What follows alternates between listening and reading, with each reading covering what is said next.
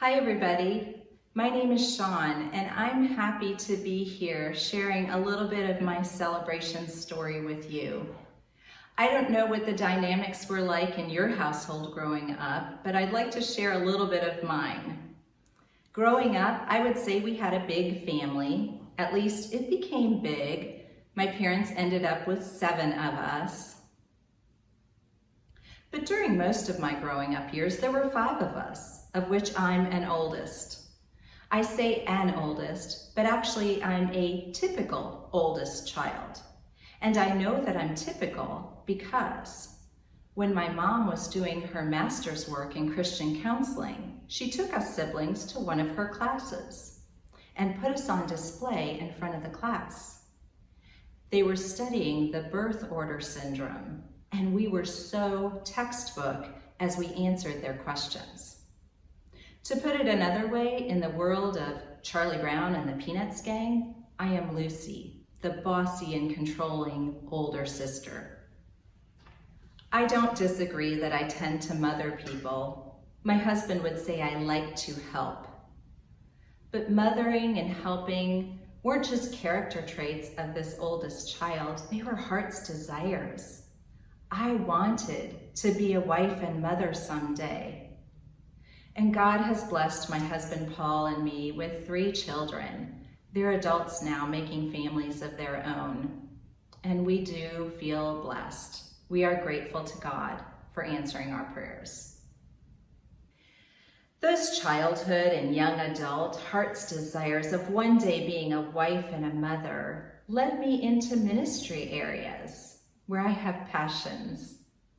Today, as a leader for our church, I regularly get to share Jesus with little ones. And through our church and First Place for Health and other ministries, I get to disciple women in their walks with the Lord. I have a passion for women in marriage and those seeking a healthier lifestyle. Through First Place for Health and some of its collaborating ministries, not only do I get to help other women in their walks with the Lord and seeking a balanced life, but I too am finding more freedom in my walk with the Lord, physically, mentally, spiritually, and emotionally. But it wasn't always that way. In My Place for Discovery, a book by Karen Porter for First Place for Health, I worked through a section on strengths and weaknesses. The strengths of leading, organizing, and making decisions come easily to this oldest child. But so do the weaknesses of judging, perfectionism, and a deep need for approval. And it's the latter that led to many dark years where I battled eating disorders and struggled with self-acceptance. Psalm 107, verses 17 through 22, describe this time in my life pretty accurately, and I would like to share that with you. Some were fools through their sinful ways, and because of their iniquities suffered affliction. They loathed any kind of food, and they drew near to the gates of death. Then they cried to the Lord in their trouble, and he delivered them from their distress. He sent out his word and healed them and delivered them from their destruction. Let them thank the Lord for his steadfast love, for his wondrous works to the children of man. And let them offer sacrifices of thanksgiving and tell of his deeds in songs of joy. I had been baptized as a baby, and I grew up knowing that Jesus loved me, that he died on a cross to pay for my sins and rose again to conquer death. I knew I had eternal life. My family went to church and Sunday school regularly, and I was active in my youth group. I was even involved in a Young Life Bible study at my high school at the time. But teenage feelings of unworthiness in my physical appearance gripped me.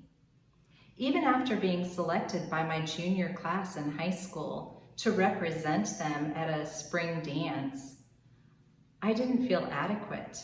I compared myself to the other girls who had also been selected, and I didn't feel as pretty or as thin.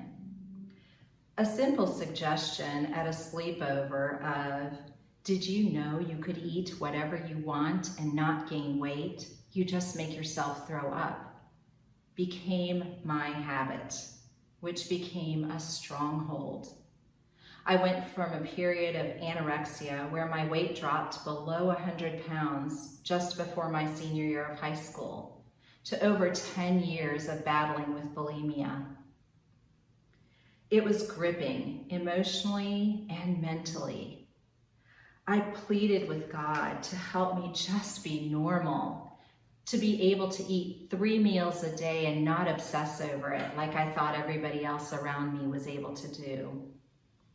I wondered why God was allowing such a struggle and how he could ever use my struggle for his glory. I battled bulimia through college and into married life. Sometimes it was literal purging, but other times I just exercised excessively. At some point, I did share my struggle with my future husband, but I don't think I ever admitted what a stronghold it really was. I didn't even really admit it to myself. I always thought I could stop on my own. It wasn't until later in married life that we decided to start a family that I was able to put aside the regular binging and purging. I had been studying in the allied health field and I knew what I was doing to my body, and I wanted it to be healthy for our pregnancies and children. But even after 3 healthy pregnancies and children, I had occasional setbacks where life would seem out of control and I would resort to my old go-to. I would seek insufficient ways of comfort to manage what I saw as loss. The disappointments or disapprovals that I occasionally felt from others had the same effect on me that it had in high school. Feelings of loss of control and inadequacy led me to privately binge. And somewhere along the way, I started drinking more. What had been seldom and occasional became regular, habitual, even excessive. I managed my weight with temporary restrictions, excessive exercise, dieting, and always managed to stay within 10 to 15 pounds of my normal weight. But I was not living a life of balance. Around 2007, as a body and soul fitness instructor, I attended a workshop where I heard Pastor Steve Reynolds of Annandale, Virginia speak. He shared about his weight loss journey, the Bod for God series that he had developed, and the Losing to Live weight loss competition. Around the same time, a friend introduced me to First Place. I was inspired to go before my own congregation and encourage them to live lives of balance, mentally, spiritually, emotionally, and physically. With church leadership support, we kicked off Feel Great in 2008. We kicked it off with a healthy weight loss competition and then supplemented it with First Place Bible studies. The collaboration between those ministries and their leadership blessed me and the discipleship ministry that I headed at our church. When God brought me through those years of struggling with eating disorders, he pulled me out of a deep, dark pit and handed me the ropes to help others do the same. Continuing in leadership with First Place for Health and staying accountable to my groups has helped me become, as I recently heard Vicki Heath say, more free. The Lord has helped me recognize and confess unhealthy thought patterns of self-absorption and self-consciousness and other distractions that take my eyes off of him. He has helped me to more regularly and immediately let go of that control that I so quickly try to take and trust him more wholeheartedly. I've learned that for me, living outside of God's will, walking in disobedience by excessively indulging myself in any way, is tiring. Walking in obedience by being mindful and grateful brings me peace and contentment. He is using my passions for him and a balanced life to help me lead others in living a life that is satisfied in him. When I started the Losing to Live weight loss competition back in 2007, I weighed 154 pounds and wasn't maintaining that healthfully. First Place for Health really helps me to stay on track with my eating and drinking. And it keeps me accountable to other Christians walking the same walk. I celebrate that my cry to the Lord at age 17 of, I just want to be able to eat 3 meals a day and not obsess over it, is becoming a faded memory. Practicing mindfulness and gratefulness through First Place for Health is making me more free. As 2 Corinthians 3:18 and Philippians 1:6 describe, with God's help, I am becoming more like Jesus every day as he brings to completion the work that he has begun in me.